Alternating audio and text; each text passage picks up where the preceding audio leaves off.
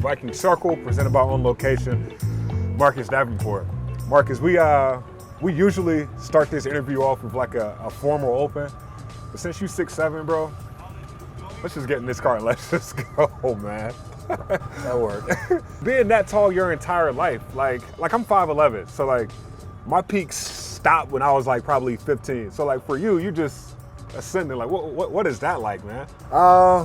Man, honestly, I've been growing my whole life. Okay. Like, I want to say I probably stopped around 24. What?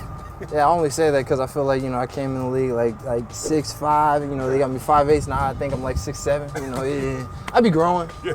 Man, look, really, I was with the older kids all my life, so, I didn't really feel that tall until I got to like high school, and then I hit like 5 inches in the summer, and then it was like, oh, we away.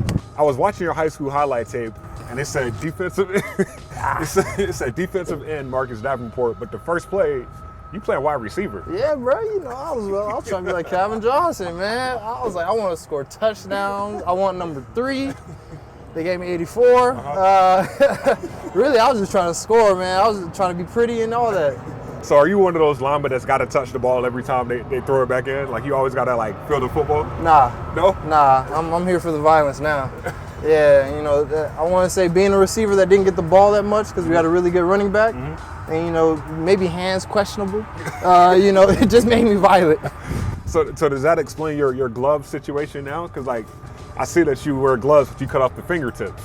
Yeah, I had to compromise. I want to say first couple years, I didn't wear gloves. Okay. And then, my D lineman would get on me. Camp, they would make fun of me. Okay. Literally, because I'd be bleeding everywhere. Oh, and wow. so eventually I had to get gloves, and then I like feeling the grip. Got you. On the turf and the grass, and, cut off my fingers. Man, it is all the way raining right now, so I don't want you to get sick. Oh, you get sick of this? I'm not. I just want to make sure you're good. I'm cooling. Now, if I'm sneezing tomorrow, it's you. Like, I will come to you and be like, you was right.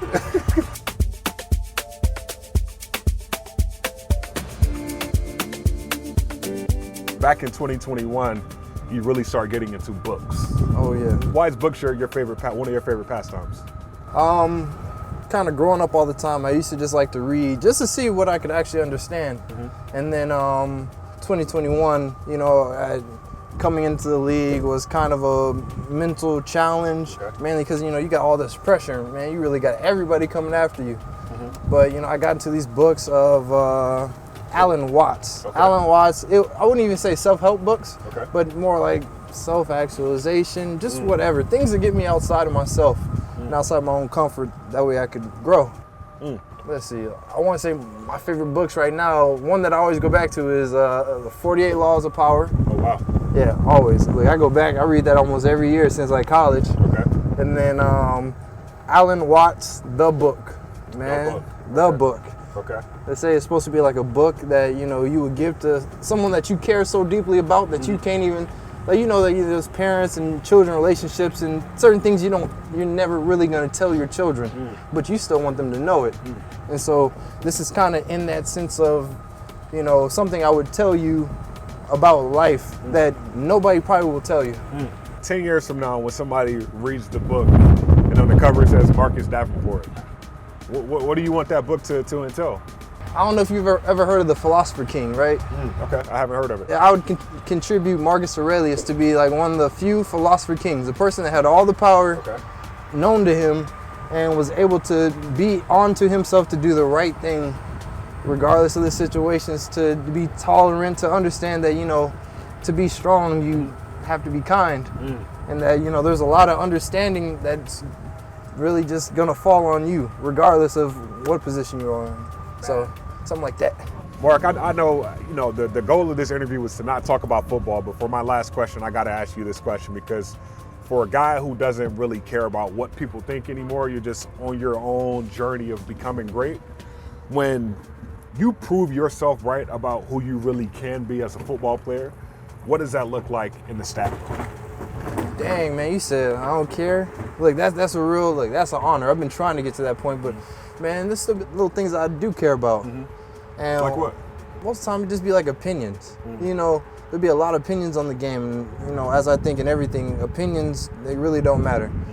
people's opinions are not going to stop me from actually going out there. But, you know, I want to say it still affects my heart. And then what it looks like in the stack book, man, I just want to dominate. It'd be that simple. I want to dominate every category, every statistic. I want to lead the team. Like I want them to be like, man, that's our guy. And that's just the point I'm trying to get to.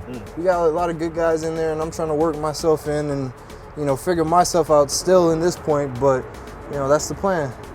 Well, look, I know if they throw a screen pass and you in the vicinity, playing former wide receiver, I'm expecting that to be a catch every single time. Or it's 20 push-ups.